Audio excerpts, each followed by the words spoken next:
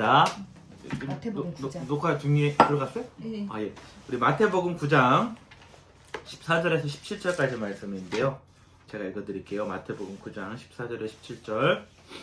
그때 요한의 제자들이 예수께 나와 이르되 우리와 바리새인들은 금식하는데 어찌하여 당신의 제자들은 금식하지 아니하나이까? 예수께서 그들에게 이르시되 혼인집 손님들이 신랑과 함께 있을 동안에 슬퍼할 수 있느냐? 그러나 신랑을 빼앗길 날이 이르리니 그때는 금식할 것이니라. 생배 조각을 낡은 옷에 붙이는 자가 없나니 이는 기운 것이 그 옷을 당기어 헤어짐이 더하게 됨이요 새 포도주를 낡은 가죽 부대에 넣지 아니하나니 그렇게 하면 부대가 터져 포도주도 쏟아지고 부대도 버리게 됨이라. 새 포도주는 새 부대에 넣어야 불이 다 보존되느니라. 아멘. 이제 우리 어제 크리스마스를 지내고 이제 우리 이제 또 올해 마지막 예배를 이렇게 함께 드립니다. 뭐 지난주에 제가 잠깐 말씀드렸던 얘기인 것 같은데 어렸을 때는 그냥 크리스마스 때 그냥 즐겁고 기쁘기만 했었는데 이제는 예수님이 크리스마스, 그러니까 인간의 모습으로 이 땅에 태어나신 이유가 다름이 아니라 우리를 위해서 또 성경이 얘기하듯이 우리의 죄를 대신해서 죽으시기 위해서 십자가에 못 박히시기 위해서 오셨다라는 걸 생각할 때 마냥 기뻐할 수만은 없다라는 얘기를 드렸는데 그런 예전에 그 라이언 일병 구하기라는 영화가 있어요. 보셨어요? 라이언 일병 구하기 보면은 라이언이라는 한 병사가 형제가 넷이었는데 세 형제가 한 전쟁에서 한 순간에 다 죽어버리죠. 그래가지고 이제 한 명은 부모에게 돌려보내야 된다. 그래가지고 한 부대를 이제 7명의 그런 영혼들을 통해서 이제 그 전쟁터에서 라이언이라는 병사를 찾으러 다니는 거예요. 근데 그 라이언이라는 병사를 찾아가기 위해서 이해가 안 되는 거죠. 그 7명도 가족이 있고 나름대로 자기의 삶이 있는데 이 사람을 구하기 위해 죽으면 무릅쓰러 가야 된다라는 그런 얘기 이해가 안 돼요. 그런데 아니나 다를까 그 라이언의 병을 구하러 가기 위해서 한 명 한 명 죽어갑니다. 죽어가고 마지막에 이제 마지막 전투를 가질 때 결국에는 다 그 7명이 죽게 되죠. 그리고 라이언 일병만 살게 됩니다. 근데 영화의 그 첫 시작 장면을 보신 분들은 기억하시겠지만은 그 라이언 일병이 나이 들어서 그 톰 행크스 배우죠. 자기를 구하왔던 그 대위의 이제 그 국립묘지죠. 묘지에 찾아가는 장면이 처음에 시작이 나와요. 그러면서 자기가 늙어서 그 자기를 구하러 왔던 그 대위 이름이 갑자기 생각이 안 나는데 그 대위를 그 묘지에 찾아가는데 그때 그 라이언 일병이 혼자 가는 게 아니라 자기의 가족들을 다 데리고 와요. 결혼해가지고 아이를 낳고 그 아이들이 또 손자를 낳고 대가족이 돼가지고 그 가족들을 데리고 옵니다.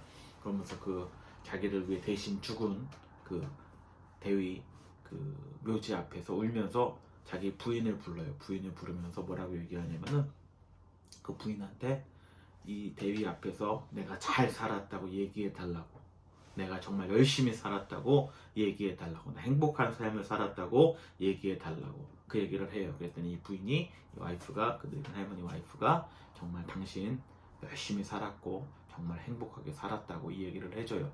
그러면서 이제 근데 그게 이제 왜 그런 얘기를 드리냐면은 예수님께서 우리에게 원하시는 것이 바로 그러한 것이 아닐까라는 생각을 해요. 예수님이 나를 위해 대신해서 죽을 때 이해가 안 되죠. 왜 하나님이 나를 위해 죽어야 돼? 왜 7명이나 되는 사람이 그 한 사람을 위해 대신해 죽어야 돼? 라는 어떤 이런 우리의 이성으로, 우리의 이해로는 알 수 없는 얘기지만 그만큼 사랑한다라는 얘기거든요. 너를 위해서 나는 죽어도 괜찮아 라는 그 예수님이 죽으셨을 때 그 예수님이 죽으심으로 인해서 우리에게 원하시는 건 다른 것이 아니거든요. 네가 정말 누구보다 행복한 삶을 살았으면 좋겠다. 네가 누구보다 정말 아름다운 삶을 살았으면 좋겠다. 그러니까 그 라이언 그 일병이 이제 늙어서 그 자기가 얘기하는 나 행복하게 살았어요 라고 얘기하는 것이 아니라 와이프한테 그 얘기를 나한테 해달라는 거예요.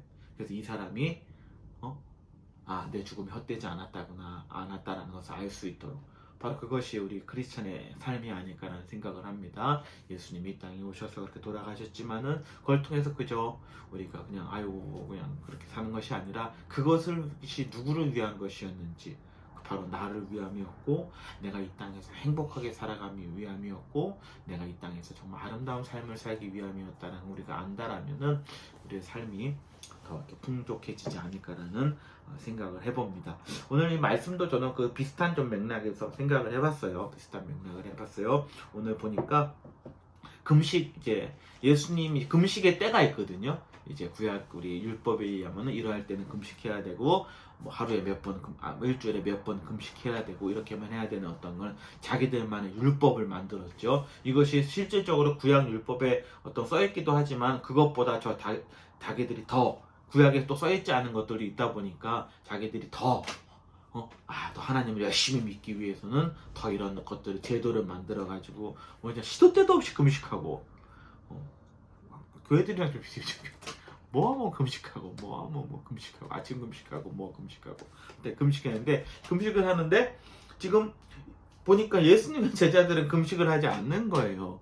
예수님의 제자들은 금식하지 않고 많이 먹고 금식의 때인데, 그러니까 지금 이 사람들이 요한의 제자들, 사도 요한의 세례 요한의 제자들이거든요. 이 사람들도 세례 요한이 예수님을 위해서 예수님의 어떤 그런 앞길을 준비하러 온 어떤 예언자였지만은 그럼에도 불구하고 어떤 생각에 젖어 있었냐면은 그래도 우리가 교회를 지켜야 된다. 교회가 만들어 놓은 율법을 지켜야 된다. 그러면서 그 얘기를 하면서 지금 따지는 거예요. 뭐라고 얘기하면은 지금 우리들도 그렇고 바리새인들도 저 위선자 바리새인들도 다 그렇게 금식하는데 왜 당신의 제자들은 금식하지 않습니까? 라고 얘기를 하는 거예요.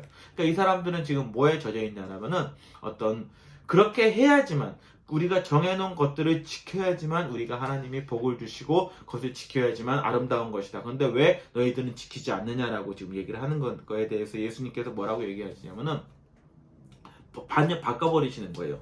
혼인집 손님들이 신랑과 함께 있을 동안에 슬퍼할 수 있겠느냐.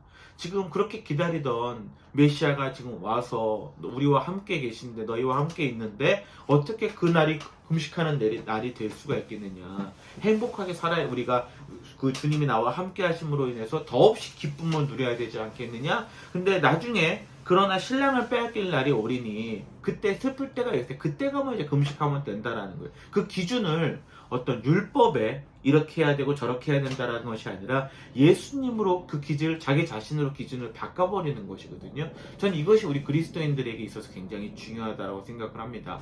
물론 우리가 7일마다 주일 예배를 드리고 어떤 교회가 전통적으로 만들어 놓은 그런 어떤 전통적인 어떤 규칙이 있고 또 우리가 어떤 그런 의식들이 있죠. 전 이것을 존중하는 것이 늘 필요하다고 생각은 하지만은 이것을 존중하다가 우리가 잘못하다가 더 중요한 것을 놓칠 수 있다라는 거예요. 그 중요한 것은 무엇이냐면 바로 예수님이라는 거예요.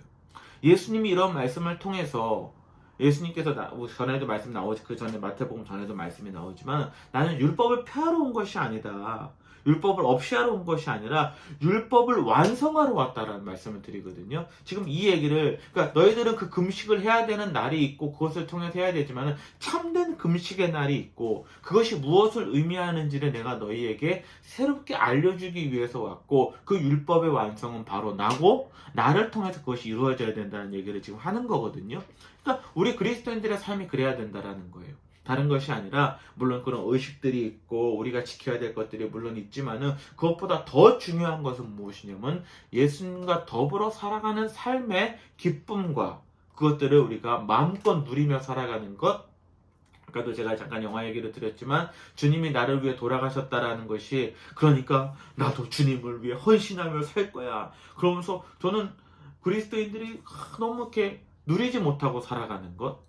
뭐 해야 된다, 저거 해야 된다, 이거 해야 된다 그러면서 참는 기쁨을 누리지 못하고 내가 그리스도인 됨을 누리지 못하고 예수님이 나를 위해 돌아가신 것들을 누리지 못하는 그런 삶을 사는 사람들을 너무 많이 봤거든요. 그래서 그런 어떤 것들로 하나님 이렇게 해야지만 복을 받는다. 근데 그런 것들을 예수님께서는 다 이제 접으시고 이제 나로 인해서 너희들이 기뻐했으면 좋겠다. 지금 내가 너희와 함께 있는데 그 얼마나 기쁘고 즐거운 거야. 우리 먹고 마시자라는 거예요. 거기에 있어서 뭐가 더 근데 슬퍼할 날이 온다니까. 슬퍼할 날이 오면 그땐 슬퍼하자라는 거예요. 우리가 희노애락이라 그러잖아요. 기쁘고 즐기고 화나고 이런 우리의 삶의 여정들이 있는데 그런 여정들 가운데서 우리가 사람이니까 기쁠 때는 서로 기뻐할 줄 알고 아파하는 사람과 서로 아파할 줄 알고 이런 어떤 평범한 삶으로 우리를 인도하시는 거고 예수님은 지금 그런 민중들과 함께 하시다라는 거예요. 이것이 바로 어찌 보면은 지금 우리 그러니까 저도 그런 싸움을 많이 했거든요. 그래도 내가 이렇게 하면 되는 걸까? 이렇게 하면은 성경은 이렇게 하지 말라고 구약 어디에 써있던데 내가 이걸 텐데 하는 게 잘못하는 게 아닌가? 이런 어떤 것들이 있거든요. 그런 것들을 벗어 던지자라는 거예요. 근데 벗어 던지자니까 아직 그럼 나 교회 안 가도 되겠네? 이제 뭐 나 안 해도 되겠네? 그렇게 되지 않는다라는 거예요. 그래서 벗어 던졌을 때 비로소 참된 안식일이든지 우리가 참된 뭐 헌금 생활이 될 수도 있고요. 참된 신앙생활이 저는 그때 열린다고 생각을 하거든요. 그러면서 지금 우리가 잘 아는 말씀 두 가지가 나오잖아요. 생배 조각을 낡은 옷에 붙이지 않고 새 포도주를 낡은 가죽 부대에 넣지 않는다. 그럼 다 버린다라는 거예요. 다 필요 없는 것들이 된다라는 거예요. 정말 중요한 것은 이제 새 포도주 예수님에 대한 것이 왔다면 우리의 생각을 새롭게 하고 정말 우리가 어떻게 살아야 되는지에 대한 것들을 우리가 진지하게 가지고 살아간다라면은 그것이야말로 우리 예수님이 우리에게 원하는 삶이 아닌가. 저는 계속해서 비슷한 말씀일지 모르지만은 그리스도인들이 너무 억눌려 살아가는 것들을 보게 됩니다. 어떤 제가 뭐 지옥이란 드라마 봤을 때도 거기서도 비슷한 내용들이 나오면서 그런 어떤 잠깐 얘기를 드렸던 것 같아요. 이상한 컬트, 이단 집단이 사람들을 억누르면서 근데 교회들이 좀 그렇게 하고 있지 않나라는 비슷한 모습들을 보게 되거든요. 너 이렇게 해야지 하나님 기뻐하셔. 어떤 사람이 지옥에 가게 되니까 너 나쁜 짓을 했으니까 지옥에 가게 되고 뭐 이런 식으로 사람을 억누르는 어떤 그 종교의 무서운 힘이 있거든요. 근데 기독교는 그렇지 않습니다. 기독교는 그것이 아니라 우리가 참되게 정말 기뻐하고 즐거워하며 우리가 아파할 때는 아파하며 내 감정을 숨기지 않고 서로 우리가 나누며 살아가는 삶, 이것이 기독교인에 있어서 가장 중요한 삶이 아닌가. 바로 그것이 우리가 준비해야 되는 새 부대라고 성경은 얘기하는 것입니다. 이제 우리가 한 해를 또 마무리 짓고 우리가 살아갑니다. 다 보면 우리의 생각도 계속해서 그 옛날로 돌아가는 것들을 제가 보게 돼요.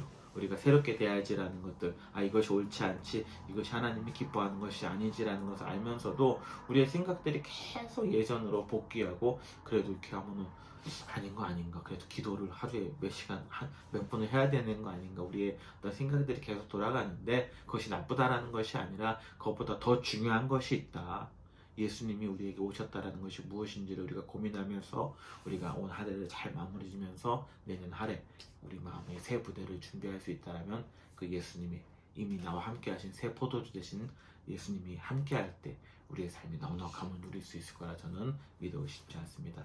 뭐 다른 얘기보다는요, 정말 너무너무 한 해 수고하셨습니다. 정말 너무너무 뭐 다른 사람들 얘기하는 것이 아니라 우리 가족들보다 그냥 우리 여기 당사자들이 너무너무 정말 한 해 수고하는 삶을 사셨고, 여러분들 뭐 저 포함해서 우리는 충분히 누릴 만한, 내 삶을 누릴 만한 그런 가치가 있는 사람들이고, 그렇게 우리가 우리의 주어진 삶을 잘 누리면서 한 해를 잘 마무리 지었으면 좋겠습니다. 기도할게요. 사랑하는 하나님 아버지, 감사를 드립니다.